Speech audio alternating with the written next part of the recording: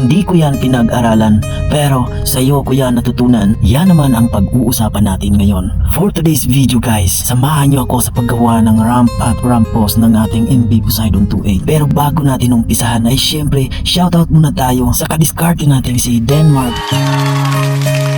Diyan po ay inumpisahan kong magguhit ng pahaba na may patagilid na 0.5 degrees para sa ramp post ng port side na uunahin natin. Kasi lagi mo naman siyang inuuna, diba?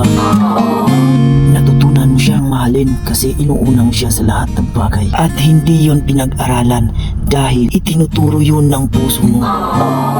Kaya nga, hindi yun basta-basta na lang mawawala kapag ikaw ay iniwan dahil nakaukit na yun.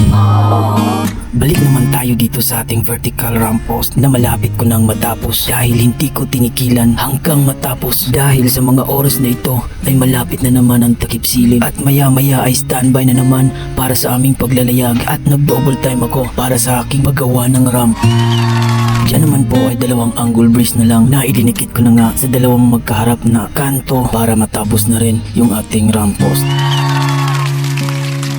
At dito naman tayo sa ating ramp na nagawan ko na ng dalawang beam sa magkabilang dulo at sinunod ko naman yung center beam na kahit sundin mo pa at ibigay mo pa yung lahat ng kanyang mga luho ay kung hindi ikaw ang pinaplano niya hanggang sa dulo ay hindi pa rin magiging kayo sa huli.